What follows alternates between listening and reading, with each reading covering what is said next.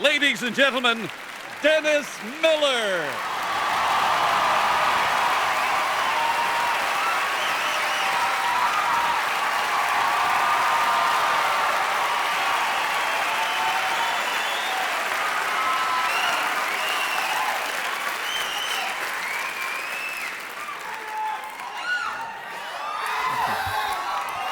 Thank you very much. Nice to be here tonight. I didn't think I was going to make it. I was running a little late. Coming in from National Airport, I'm coming across the 14th Street Bridge. There's a vicious traffic jam. I figured it must have been some horrible accident. As it turned out, the Kids from Fame had broken out into an impromptu production number. And, you know, they are going to live forever. Especially that Coco. Well, nice to be here, nice to be back east. I've been out in Los Angeles, LA, the only city in the world where people list CAT scans as film credits on their resume. I stopped on the way back, worked my way across the country, did a few gigs in the deep south. To be frank, I found these people anything but deep. I was in Birmingham, Alabama, working a small comedy club called I Don't Get It. And Alabama, you talk about Darwin's waiting room, you know, I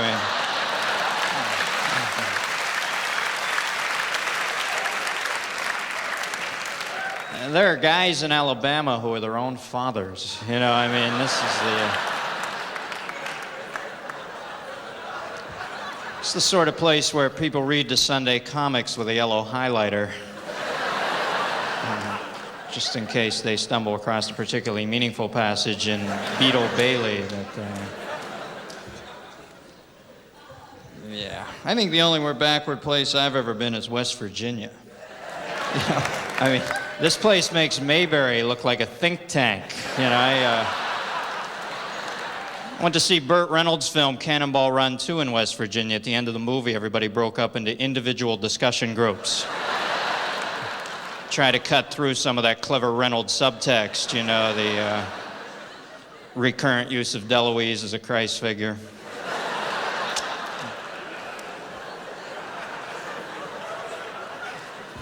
Went to my first square dance in West Virginia. There's an activity I don't get nearly enough of, huh? What is this, dancing for people without imaginations, or what? I go to dance, I go to express myself. These people are into being ordered around the floor by some neo-fascist Sam Drucker, some sort of bizarre B.F. Skinner hoedown or something. You know, what's worse than that is somebody who doesn't dance, rather they act out the lyrics to the song. Ever get stuck next to this asshole on the dance floor? Ain't no mountain high enough, ain't no valley low enough. Hey, pal, ain't no fucking dance floor wide enough, all right?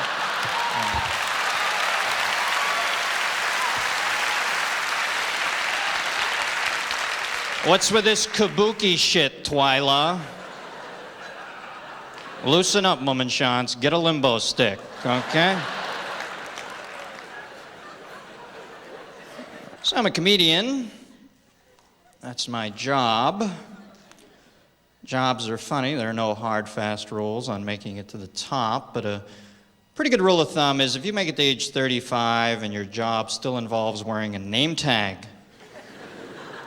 you've probably made a serious vocational error somewhere along the line. Work shoes are another bad sign. You know, you just don't see any Fortune 500 CEOs running around in steel-tipped chukka boots. I think the easiest job in the world has to be coroner. Surgery on dead people. A lot of leeway there, huh? What's the worst thing that could happen? You know, if everything went wrong, maybe you get a pulse. Oh, Christ, honey, I gained one on the table today. Conversely, I think the hardest job in the world has to be bank guard in Alaska. You got 50 customers in the joint. They're all wearing ski masks.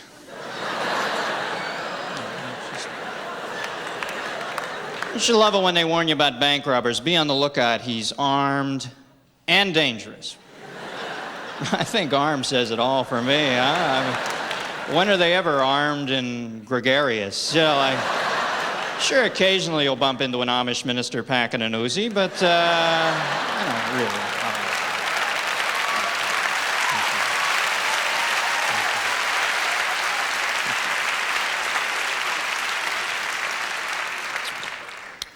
If I peer a little out of it tonight, it's because it finally just sunk in that Zemed has replaced Terrio on Dance Fever. And, Adrian Zemed, there's a hoofer, huh? I don't think I've seen choreography that stiff since the Lee Harvey Oswald prison transfer. Don't you love the fact Jack Ruby got into the garage that day? There's a pretty stringent security network, huh? Hey, boss, the guy who owns the local titty bars here, he's got a handgun. Should I let him in? Yeah, let's bring him in. I mean, who the fuck were they turning away? That's what I want to know. I'm also a little depressed in that, to me, life is merely the downtime between Publishers Clearinghouse Home Sweepstake giveaways. You know, if I ever do win this prize, I quite frankly don't think I'm going to show up to collect it because at some point that becomes a public admission that you opened that fucking envelope in the first place. And I'm just not sure I want to be lumped in with the rest of these winners, huh? You seen a group picture of these people? You talk about a genetic bouillabaisse. I mean, Jesus. Yeah. You thought there were a lot of zeros in the prize, huh?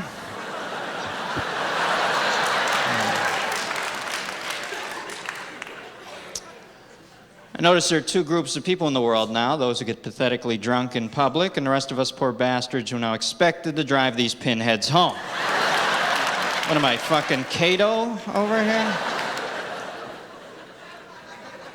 What's pissing me off in the world lately is this new trend where people go out in a field at 3 in the morning and walk on hot coals to pull their life together. There's a pretty direct cause and effect relationship there, huh? Get the feeling the marketing boys at Dr. Scholl are behind this at some point? Okay, but not everybody needs foot care. How do we get them involved? Let's shoot it around the room. Brainstorm. Bobby, what do you got for me? Fuck it. Get them to walk on fire. Bingo. Run with that. I love that idea. Let's call the Kingsford people. Get a cooperative crossover deal going. I love it. So, what's up? Been a long day. I got up early this morning. Had breakfast at the International House of Pancakes.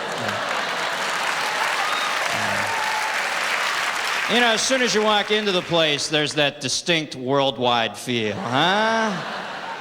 Yeah, I was baffled by the complex international menu, so I just had the flapjack du jour, and you know, my syrup steward helped me with the selection. I chose a very dry maple. It was busy, but never precocious. I find it hard to believe these places are international. I mean, if you're on the Champs-Élysées, are you really gonna eat at this shithole? And this austere French captain leaned into the table. Pardon me, monsieur, was that the sausage link or patty? Oh, what the hell, I feel Gigi. Let's say link. For the first time in my life, damn it, I am alive.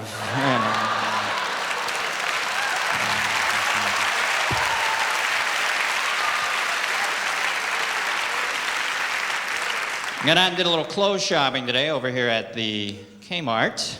I think when I say Kmart, we're all hip to the fact that I'm talking Style Central. Picked up a couple short sleeve suits and a little Century 21 blazer for the holidays, you know. Cheap clothing stores always have these 2-for-1 sales. Hey folks, 2 of shit is shit, all right? If they really want to fuck you, they'll give you 3 of these things. So all you need is 3 lime green leisure suits with lapels shaped like a fucking hang glider, okay? Yeah, throw in that brocade dickie, too. What the hell? I'm feeling very Kenzo tonight. Watching a little cable before I came out tonight, ESPN, 24-hour sports cable network. Big night tonight, sumo rodeo. And they also had female gymnastics on. Now, I love this activity ever since the Summer Olympics, specifically the women's uneven parallel bar event. I think I'm going to be real skeptical the next time a woman tells me I'm being too rough in bed. I'm watching these gals bang their cervix off a frozen theater rope at 80 miles an hour, you know. You don't see any men in that event, okay? This is one medal the guys would have to pick up posthumously because the little gerbil's just not built for that stunt. You know, if I ever hit anything that hard with my dick, I'm gonna spot weld to it, but then again, maybe that's me. I'm a different breed of cat. Driving over here tonight, I stop at a 7-Eleven. The man in front of me orders a big gulp. Now, do I need 32 ounces of any fluid? This drink has a fucking undertow. What do you dock your jet ski in this thing? I mean, who do they think is that thirsty? I guess this is for the guy who walks right off the surface of the sun directly into the 7-Eleven. You know, I'm a little parched, Habib. What do you have in a depth charge size drink back there?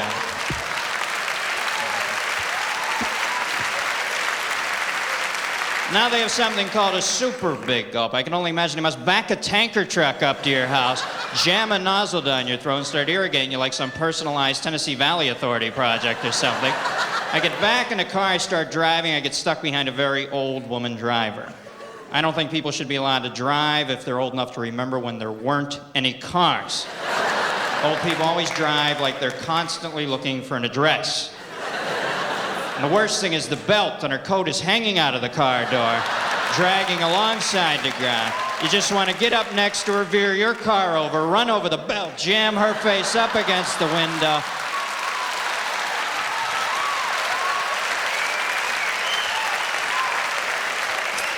Hey, Aunt B, let's pick it up. I got a life to lead, cha-cha. I think the single most frustrating aspect of driving is the red light. You spend your whole life stopping at red lights. Then at the end, there's a very cruel irony. When you die, they let your funeral procession run the red lights on the way to the cemetery. You know, because when you're dead, it's important that you make good time, huh? Well, I'm dead, but I'm early. I'm not much for travel of any mode. When I do travel, though, I go by plane. I don't trust trains. I never have. Even as a young boy, I was skeptical. I remember those old movies where somebody would get on the train, halfway through the journey, they'd reach up above the window, yank down on that cord. You know, I don't think I ever want to be on any form of mass transit where the general public has access to the fucking brakes. I'd hate to find out we went off the tracks at 200 miles an hour because Gus thought he saw a woodchuck. So I fly. Flying has its own built-in limitations, one of which is the inevitable confrontation in the airport with the Hare Krishna. I know this is America. You can believe whatever you want to believe, but come on. These guys aren't even in the ballpark, huh? I know this isn't a true religion. It says right in the Bible, God created us in his own image, and I just know he wouldn't wear his hair like that, you know what I mean? When I think of God, I think of Barry Gibb, not Daddy Warbucks with a fucking slinky hanging off the side of his head. I mean, let's push that back, get some moose, some Tenax, something. I think it's nice they have a non-smoking section on planes. I think we ought to take it a step further. I think we need a non-speaking section. I don't know about you, every time I get in a plane now, I end up sitting next to some babbling Mouseketeer who's way too happy with the airborne experience. They always feel compelled to tell me their life story from DNA up till that afternoon. And some of these people get in any kind of recliner and they think they're in therapy. I need a little peace and quiet when I fly. I'm very frightened. I won't even turn on that air blower above the seat. I always get the feeling I'm diverting power away from the jet, you know. What about those masks that drop down in the event of decompression? That's a pretty flimsy looking apparatus, isn't it? Doesn't this look remarkably like a parquet margarine cup on the end of an enema bag or something? You know, they always have these bizarre instructions that start the flow of oxygen tugged down lightly on the cord. And you know, when I'm shoulder rolling at 700 miles an hour, lightly just isn't in my fucking vocabulary, all right? You know people are gonna be Conan and those things right off the bulkhead. Something intrinsically cruel about having the last 40 seconds of your life turn into a Lucy skit.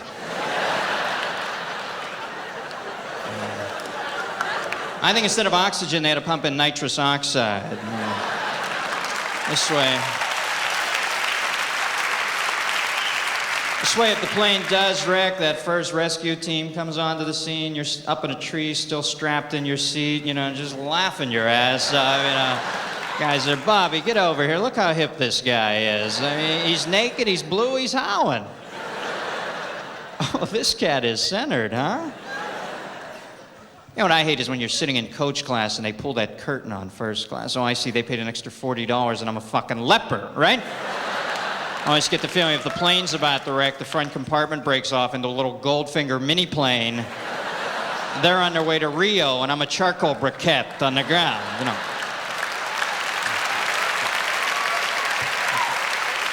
I was down in San Antonio, Texas not long ago working a club. Just coincidentally, that week in town, they had a young Christian convention. San Antonio was overrun with 10,000 happy young Christians. I flew in on US Air with a plane load of happy young Christians. You know how disconcerting it is to be the only person on the plane who cares if it goes down? I'm going into a mountaintop, they're going to a better place. You know, it's like, hey kids, I think the wings just fell off. Kumbaya! What's with these people? It's like life in Hef's jacuzzi or something, you know. Whenever they talk to you, they give you this move with the arms, this celestial bench press or whatever the hell this, what is that, pumping grace? Anybody have a line on that? I'm sure Christians are nice people, but as hard as they might find it to believe, I do have my own personal concept of love for Christ that works quite well. I'm a little indignant when they tell me I'm going to hell if I haven't been born again. Pardon me for getting it right the first time. I mean,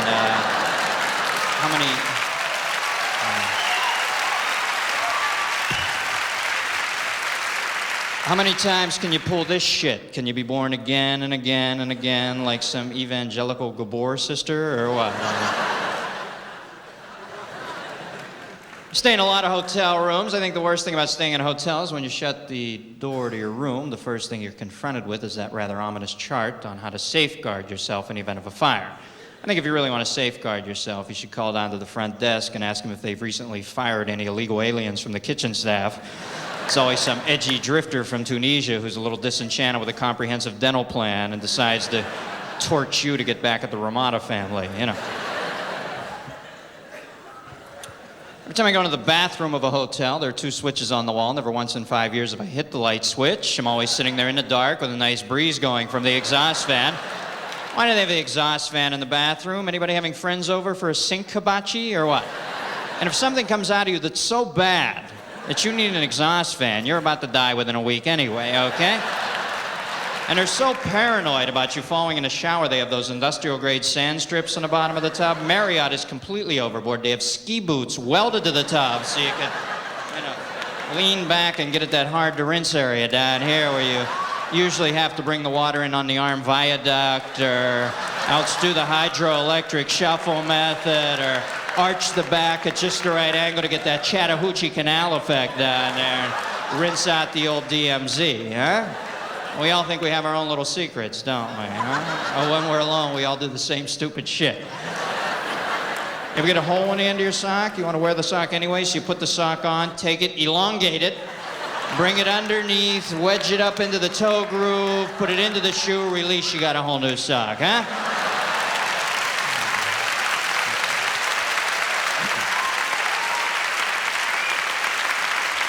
American ingenuity in its purest state. This is why socks come in size 8 to 13, so one can make this Doppler modification, as it were. So, film on my last flight was the latest Star Trek opus, Star Trek IV, The Voyage Home. I've never been a real Star Trek fan, but I've always admired the phaser as a weapon. Seemed a little limited, though. We only had the 2 functions, either stun or kill. I always thought they should have had a more existential setting, like maybe one for melancholy.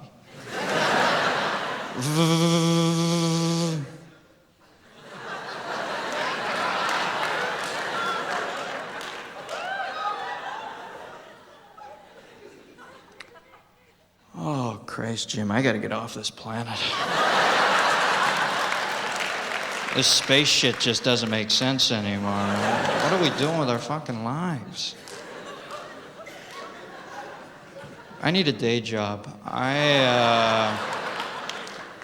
Remember when we were young, we used to watch Star Trek on TV. We'd always get real high before the show. Then during the opening credits, try to figure out which white dot was going to turn into the Enterprise. You know?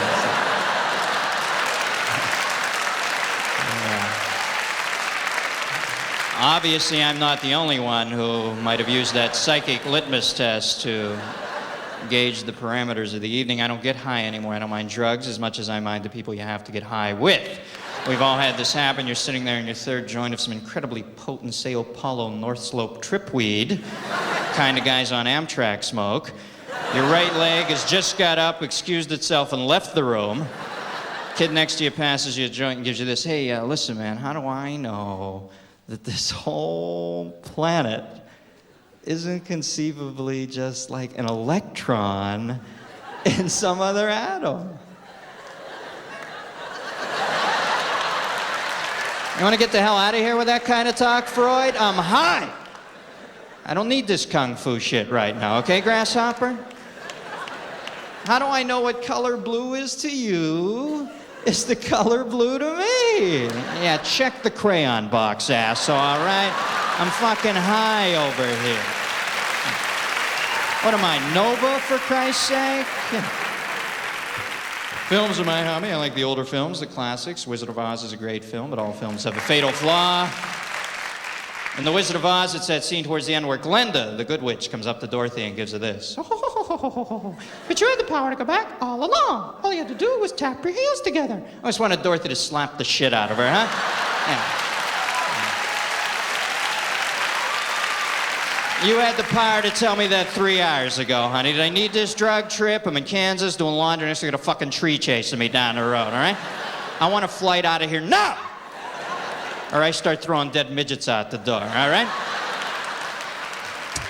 Went to see a subtitled French film yesterday, Truffaut's 400 Blows. I can't really tell you a whole lot about the movie. The kid next to me was dyslexic. We were slamming heads throughout the flick.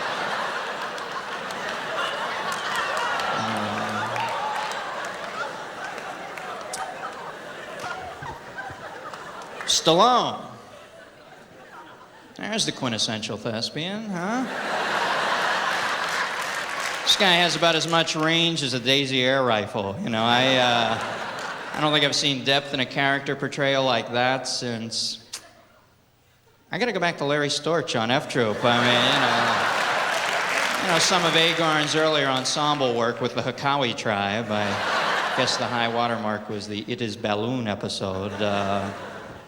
Staying in a lot of hotels watching films on this new cable subscription service they have, Selectivision, where you get to pick a one-time film, pay a one-time fee. I think we've all had the rather solitary experience of being on the road late at night alone in a hotel. You check the video menu, as it were, see a listing for that softcore R-rated porn film.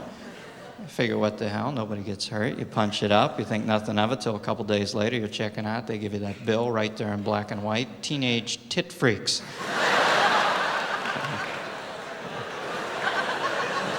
Twice, you know. You feel so filthy, you punch up a Disney film just to cleanse yourself, you know.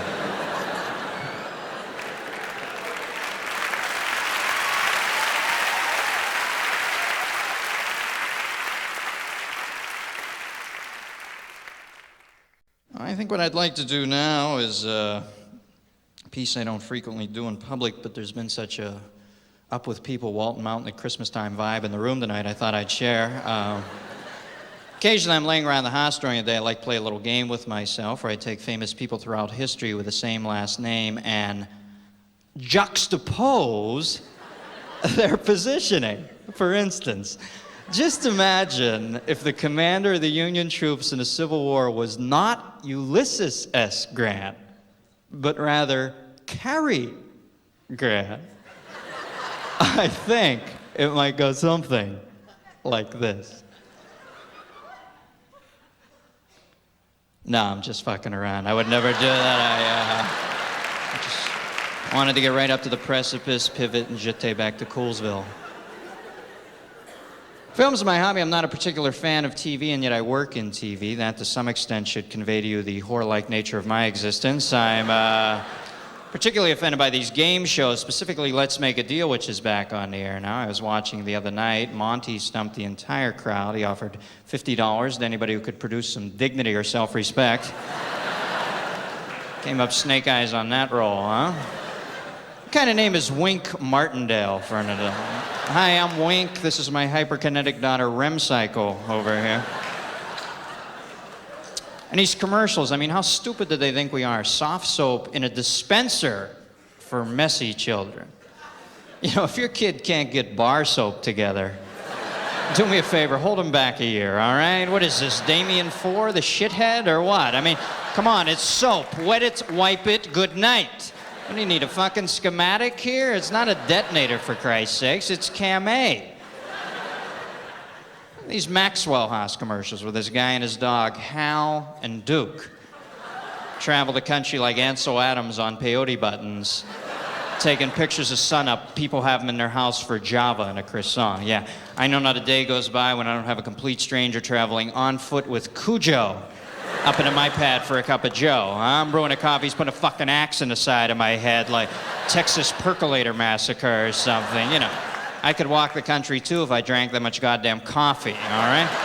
Let's break it up. Have a Pop-Tart, something, for Christ's sake. These feminine hygiene ads I'm being inundated with. Some pretty fertile women running around out there, huh? These girls have more periods than a Hemingway novel. Their time of the month is the month. Copernicus used these chicks to set up the lunar cycle.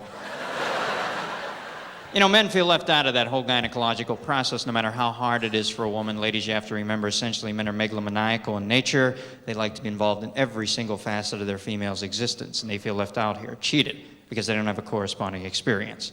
This is why men like shoe shine so much. It's the closest we come to gynecology. We get to put our feet up on those little fake feet, you know.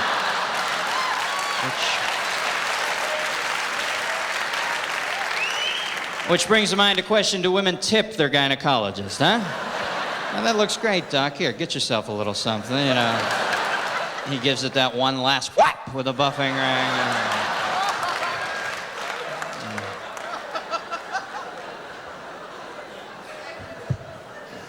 ring. These National Enquirer commercials for inquiring minds like me. Yeah, these people have Mensa written all over them, don't they, huh? I pick up the Enquirer just to see where Elvis has turned up this week. This guy didn't work this hard when he was alive, for Christ's sakes. Now he's showing up in people's tater cellars or hovering over a swap meet in Iowa, you know. Maybe it's just me, but I think you gotta slow down a little when you die. You know what frightens me about the National Enquirer is there's a subscription form in there.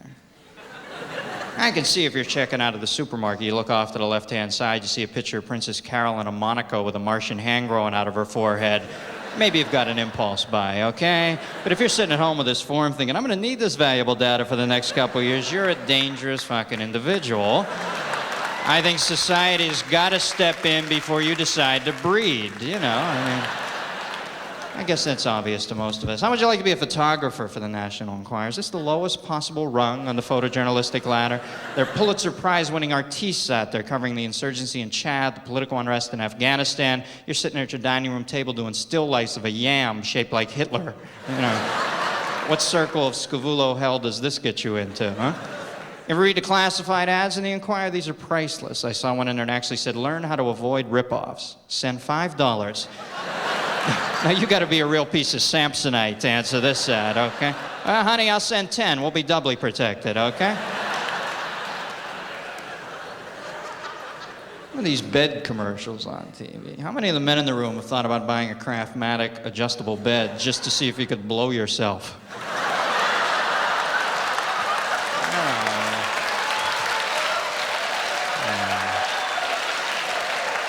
You know, you get that V going. It's decision time, huh?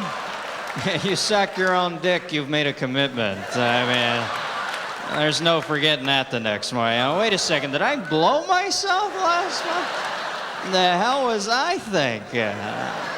I wasn't wearing a rubber. I don't know where I've been, for God's sake. I gotta lay off that Absolute.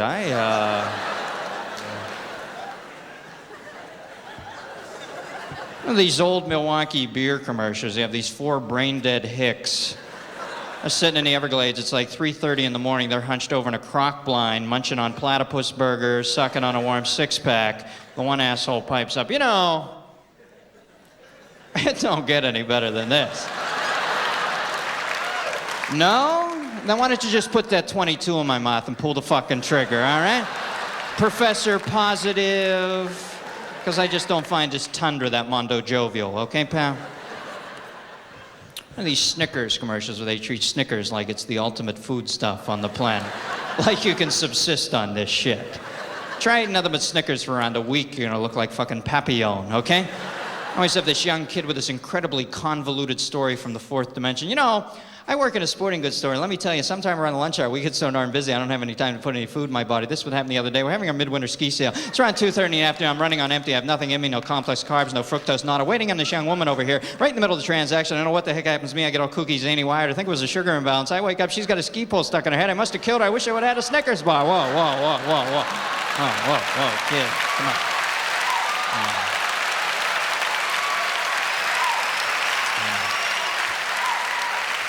Slow down, kid. Come on. It's candy. It's not Soylent Green. All right? Lighten up.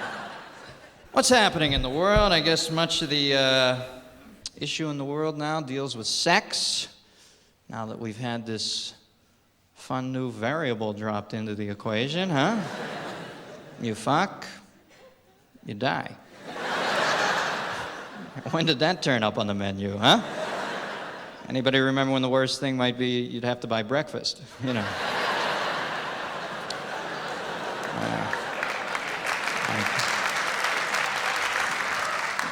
Thank you for the jaded applause. Yeah.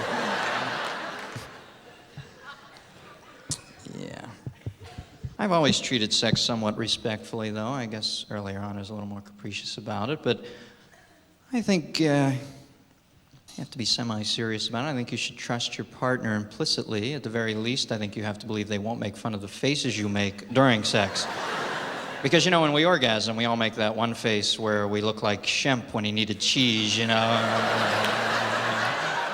want the woman looking at him, honey, what are you turning back into Bill Bixby? Or, what is this, some Kafka water bug thing? Or, happiest moment of your life, you look like a complete asshole, This is why men lose their erections right away. It has nothing to do with physical limitations. You look down and the woman you're with, it's like, all of a sudden you're in bed with Goober, It's like, honey, stop that right now. I don't ever want to see that face again.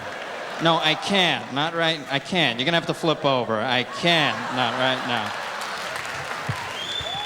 I think women are a little more creative sexually than men. Men are so often saddled with the birthright of being the sexual conqueror. They have little time for nuance. Indeed, their main preoccupation seems to be keeping score.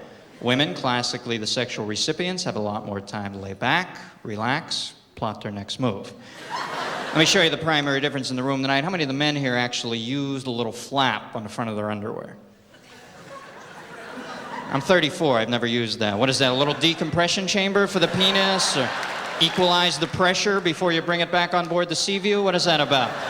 But women love to use the little flap. They get to play all sorts of fun women games, like Here Comes the Moray Eel out of the cave, and Flipper's got a backache, Let's interrogate the political prisoner, Open the pod bay door, Hal, I have a theory. I think for the first 18 to 20 years of a young girl's life, she's familiar with the male genitals, but only on a sexual level. Anatomically speaking, she doesn't know what makes it tick. So when she finally forms her first intimate bonds with a young man, somebody she trusts, the first 6 months of the relationship turn into a big penis stress test. I mean, that doesn't hurt if I turn it around 3 times like that? That doesn't hurt if I pull this up on top like a little hat? I can actually look right into that. You know, like, honey, for Christ's sakes, what are you, Chuck Yeager? You know, I mean, they always want to see what it can withstand. You know, you're reading the paper, you hear, does that hurt? You look down, it's in a Black & Decker Workmate. Well, you know, honey, that hurts a lot, all right? So let's put the belt sander away. Because that really does hurt a lot. I mean, I love you too, baby, but you're watching way too much Donahue, okay? I think it's a quaint moment in any relationship when the woman feels comfortable enough with the man to begin doing a ventriloquist act with the penis. You wake up in the morning, they've got it stretched up here. Look, honey, it's talking to you. I know, baby, I own the puppet, all right? And let's move it back to home base, okay? What am I, Gumby here? This is not Velcro, this is attached. So let's put Gland Chop back in the carport, okay?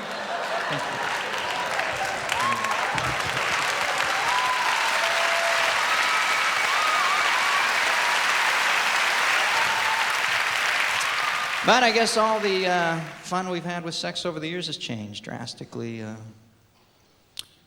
News on the sexual front is unrelentingly bleak. I read this morning where they now believe you can get AIDS from hoping you don't get it. They say when you sleep with somebody now, you sleep with everybody they've slept with for the last 10 years. Well, they've amended that. It's even worse. They now believe you've also slept with everybody they turned down.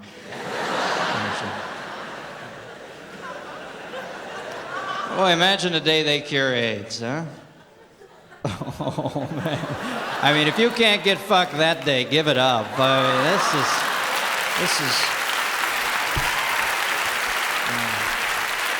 this is gonna be like VJ Day with a heart on, you know. I am gonna fuck a lot the day they cure AIDS. I might even treat myself to a little sodomy, just symbolically thumb my nose at the deposed death spore. Now people are whining about the fact they have to wear condoms when they make love. This seems to me to be a rather minor argument. I'll tell you how I approach it. I wear 2 in my everyday life. When I go to fuck, I take one off. I feel like a wild man. You know, it's sort of like swinging 2 bats in the on-deck circle, you know, when you... A lot of sex in the news, too. Jim and Tammy Faye Baker. Hard to believe Jim Baker would want to go outside the marriage for sex, huh? Jesus. This has got to be like fucking the Joker from Batman or something. I mean, you know, this is...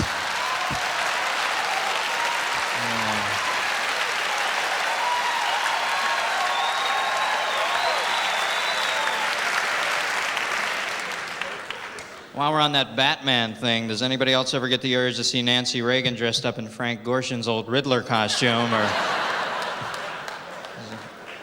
Reagan getting up there, huh? 77 at the end of this next term? 77? And he has access to the button?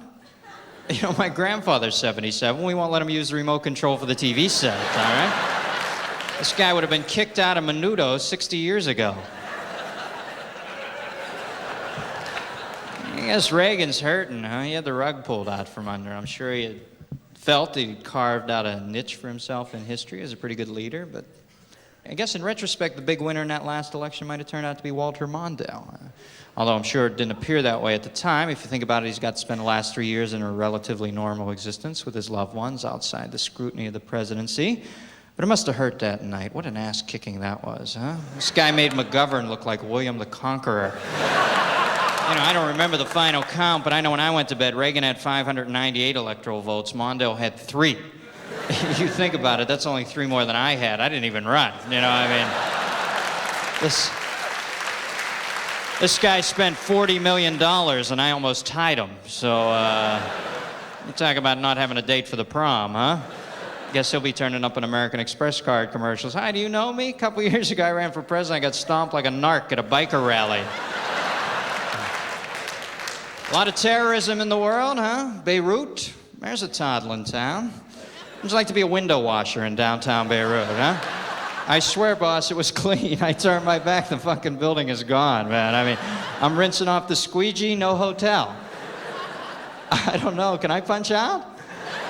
That whole section of the world's crazy. Khomeini puts women to death for dancing. I'd like to hold this bastard down and make him watch Solid Gold, huh? Just push this old man right over the brink. Look, Khomeini, that spandex is crawling up the crack of her ass. See that fucking turban unravel there, huh? How do they pick these psychos to lead their country? Yasser Arafat, the guy's wearing a tablecloth from an Italian restaurant on his head. He looks like Mr. Roper with a hangover for a grand. What is that thing? Didn't Lady and the Tramp eat pasta off of that in the alley, or what?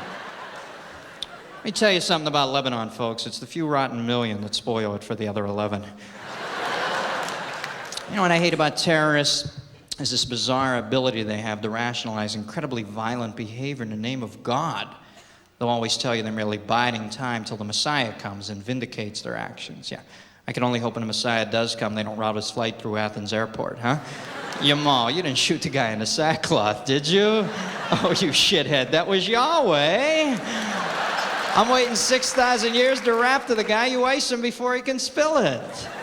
Try some decaf, Gunga Din. Jesus. I think we have to get biblical with these terrorists. An eye for an eye, a tooth for a tooth. They kill one of us, maybe we kill one of them. Now, I know that's a heinous thing to say. Sociologists will tell you if we do that, we lower ourselves to their level, and they win. All right, maybe they do win, but nice to know a couple of their boys won't be at the trophy ceremony, huh? Things seem to be in better position with the Russians, although that can go at any point. I don't know anything about the Russian people. All I see is the stock news footage of their parades. I presume that's all they see of us, in which case they must think our ultimate weapon is a 40-foot floating underdog balloon that we send over to hump the Kremlin into submission. I guess all the greatest minds in Russia are working on a Simon Bar Sinister balloon to counteract our first strike capability. And is it nuclear or nuclear? You know, I've actually heard United States senators on C-SPAN refer to it as nuclear. Now, color me reactionary, but I don't think you should vote on this shit till you learn how to pronounce it, okay? I mean, can we get a consensus on this one way or another before they do drop the bomb? I'd hate to spend my last few moments on this planet mired in a syntax discrepancy, you know. What else is new in the world? The Beatles have come out with their compact discs. I was reading this morning that from his cell in Southern California, Charles Manson said, you know, the clarity on these CDs is just amazing. And I guess in retrospect, they probably weren't talking to me on the albums. I must have just had a blown speaker wire or something. I feel like such an asshole. I really... You know what I love every year is when Manson shows up for this parole hearing with a swastika gouged in his forehead. You know, what better way to signal the board that you've pulled your personal thing together and are ready to hit the streets again, huh? Big story out of California this week, an annual story I happen to love, the medfly sighting in Los Angeles, where they find 5 fertile medflies in LA. How do you find 5 insects in a city the size of Los Angeles? They got 10,000 illegal aliens going through that town every day. Nobody can get a beat on them. They nailed these 5 fucking flies, all right? And I want to meet the guy who determines whether they're fertile or not, huh? Talk about your bad part-time jobs. You know, what pisses me off in the news is these mass murderers and the way society coddles these people. Guy kills somebody, what's the first thing we do? We put him in a hospital for observation. Oh, you better keep an eye on him. He might do something crazy, huh? What are we looking for? Red wine with fish? White slacks after November 1st? You know, I mean, the murder itself tipped me off, huh? That was my first big clue Colonel Mustard was having a bad day. And the Pope doesn't help matters any. The Pope goes to the prison where the young man is who tried to kill him, and he forgave him. Forgave him. I don't know about you, I was just praying that the Pope would lean over and go, hey, you little punk bastard. If you ever pull a gun on me again, off of the funny bathrobe, I put my papal foot up your Hindu ass, all right?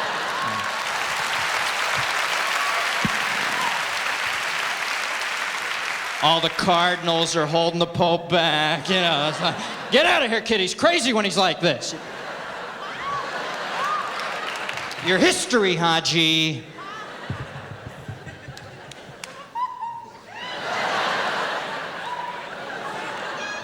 The fuck off me. Rich Lou, waste that prick. What's that? Oh, I'm the Pope. I don't hit back. Yeah, fuck you, pal, okay? You're lucky my chick's here. I like the Pope. I like the way he dresses, sort of that Neo-Duran Duran approach to fashion. The Pope has 2 hats. He has that little cereal bowl number. Then he has the taller fence post hole digger model where you turn them upside down, start working those little Pope legs together, you know. You know, when I was younger, I would have been afraid to tell that joke because of possible repercussions from the deity. I'm Catholic, would have had to go to confession. The thing that always struck me as unique about the Catholic ritual of confession is no matter how bizarre your sins were, the priest had a penance right there at his fingertips. You could go and bless me, Father, for I have sinned. I was at the petting zoo today. I went down on a baby rhino. He's got a penance for you, like he's sitting back there with some bizarre penance conversion chart or something. I was like, okay, blew a rhino, our fathers. Thank you very much. Been nice. Good night, folks. Bye-bye.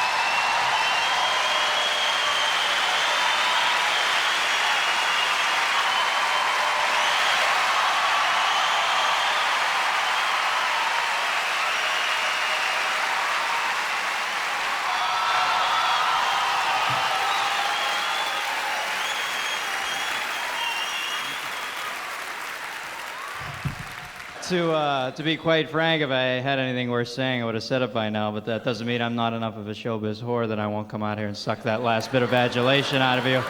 Once again, you've been nice. Thank you very much, and good night.